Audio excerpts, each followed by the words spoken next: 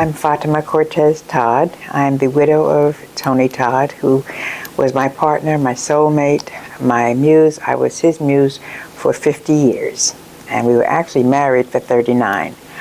I'm very happy to be here at the Virginia Black Film Festival.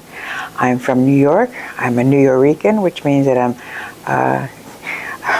a Puerto Rican who doesn't speak Spanish because I was born and raised in New York.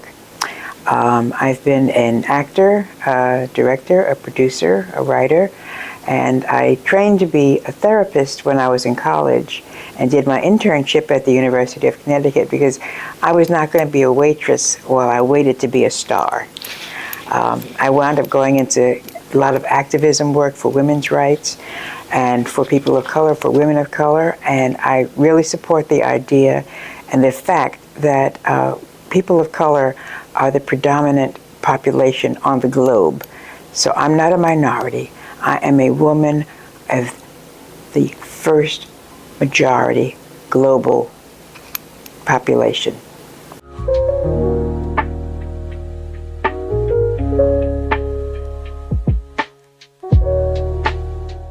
I was in the civil rights movement for a long time. I was in Louisiana, and somehow I don't know how some of these things come to me, but they do. And I knew I didn't feel comfortable with the word minority. So I would just call myself a colored girl. And when I came back to New York, which is where I was born and raised, I started working with the women's movement and found out that the feminist movement was a white woman's movement, but there was a woman of color movement as well. And that's what I became part of. And that incorporated all these different people and different cultures and different countries that were all women of color. And it's like, well, if all of these people are people of color, and if the global population is, I mean, there are more people of color on the globe than anybody else. So why are we talking about minority? How can all of these people be a minority? Now, I did not create the minority, the majority thing. There was a black woman in England, and I cannot remember her name, even though I know it when I see it. But she created the part of the majority global, you know, of the global majority. And that became really easy for me to accept and agree with because I understood it. Now, if you look at numbers, when minority was less than, even though it's gotten so that white population is very upset because they're shrinking, I understood that as mathematics, but it did not speak to who I was. Because you always heard the majority wins, the majority rules. And wait a minute, do I want to call myself a loser if I'm a minority? Am I always the loser? So just identifying myself as a woman of color and a member of the global majority, that just made me feel better about myself, uncomplicated and proud.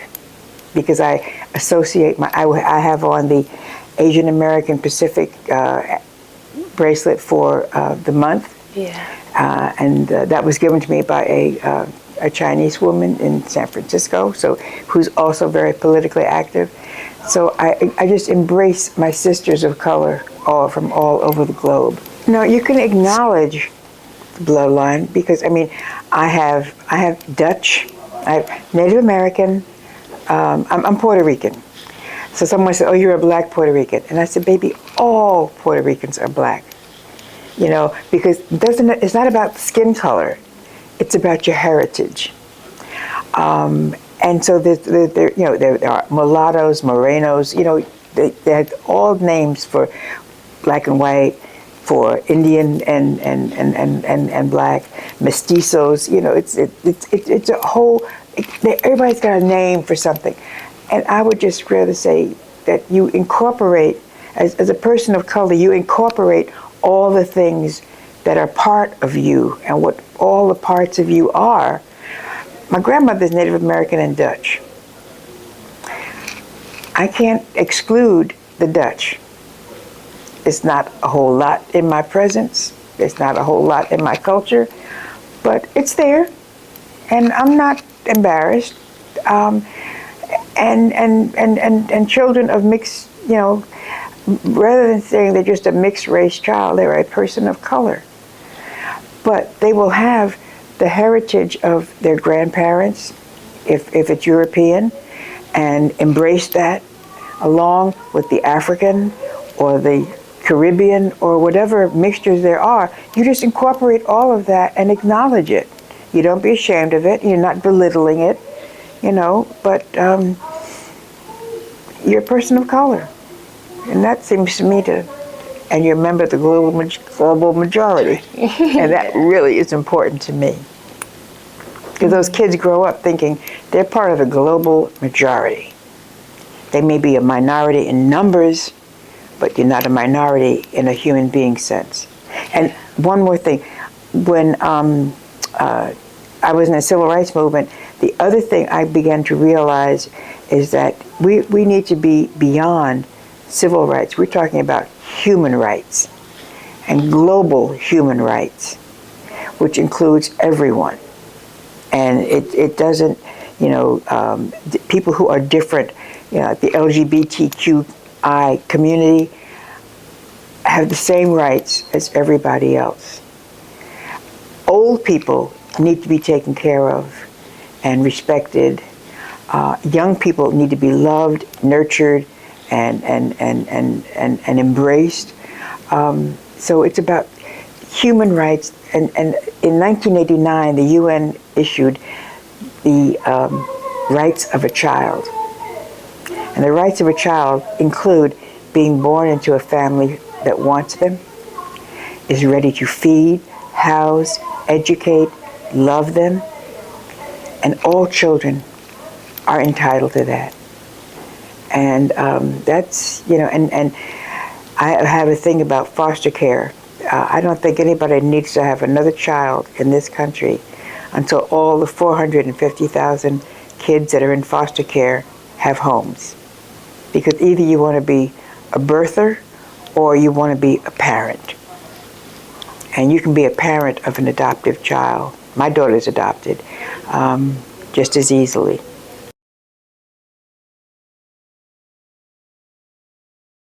Because I know any number of couples who have adopted a bunch of kids and the kids just excel because they were fought for and they're loved.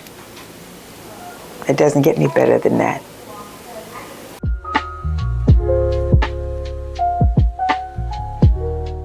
Unfortunately, a lot of those children were lost because their parents never had the services and the support to take care of them. So the society failed taking care of the parents, and then that same society snatched their kids. And then there are other kids who come from, dysfunctional families that they had to be protected from them. But you look at people who hurt children were also hurt when they were growing up. So people who are hurt. And unless they get the help to learn how to not be hurt, they don't know how to not hurt, because it's something that's inside that they just can't help because they don't know how, and they're not taken care of and love themselves. And the system takes children from homes if they can't support them.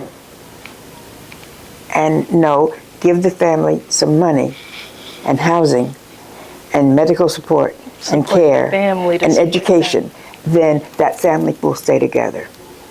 So if the system is already corrupting the family, the idea of family, the idea of care for families, you're going to have kids in the foster care system. And then you're right, there are a lot of people who say, I don't want to raise anybody else's children. But all children are all of our children.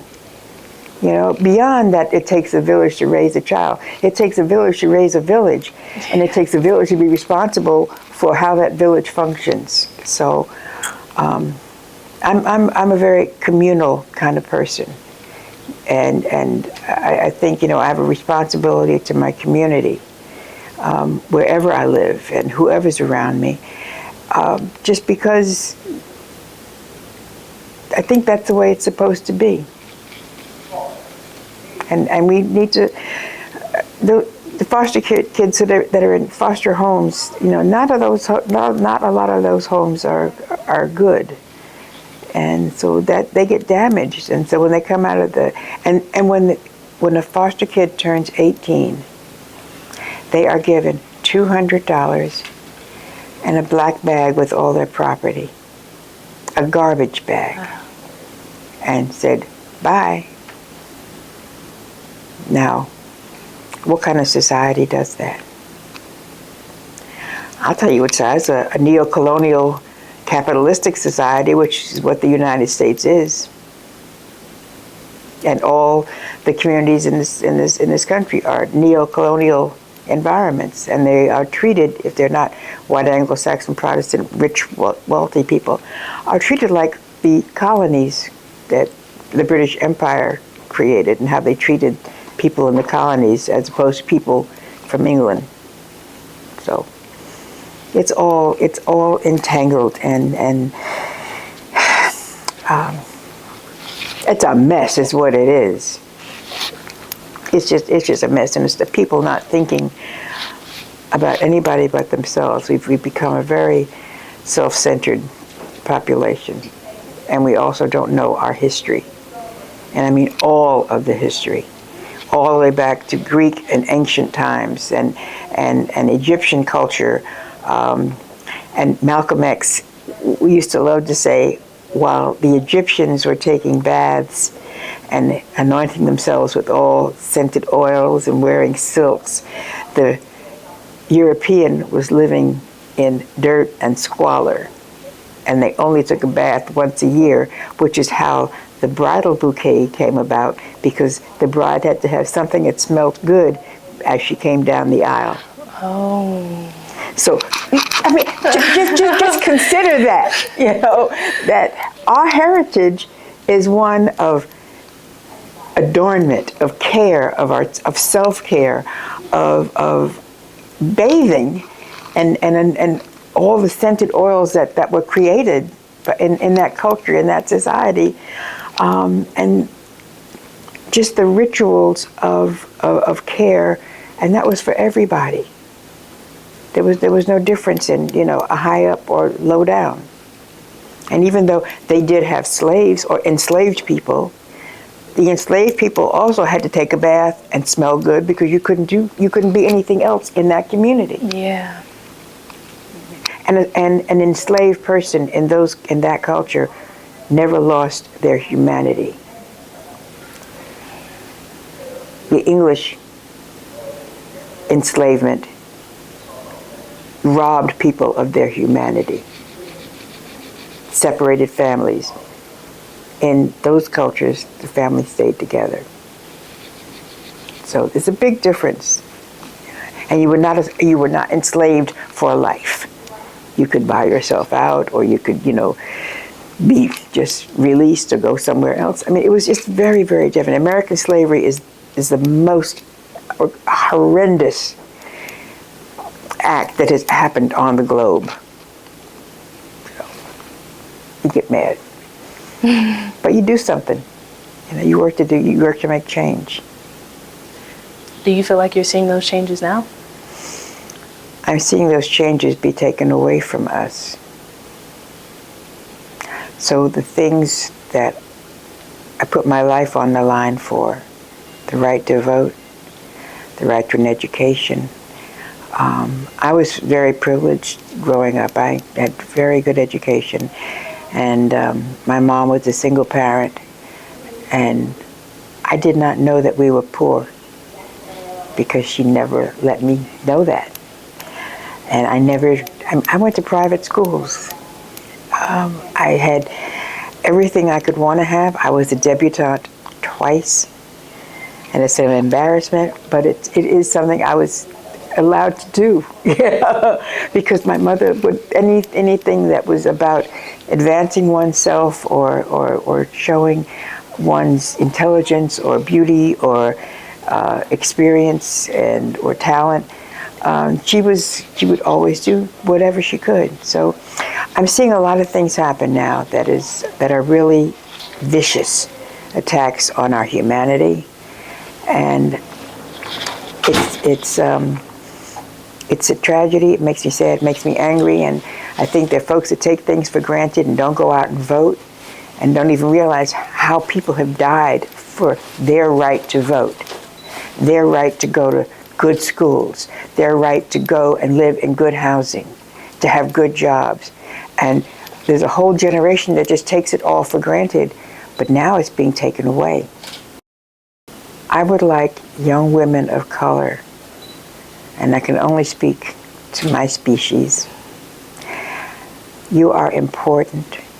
You are beautiful. You deserve to be loved and cared for and never hit by anybody. And don't keep secrets. If something is going on around you that you're not comfortable with, let somebody know, get out of the way, and protect yourself. And love yourself enough to do all of that. And don't take anybody or anything for granted. And remember what Grandma said. Go ask Grandma, she'll know.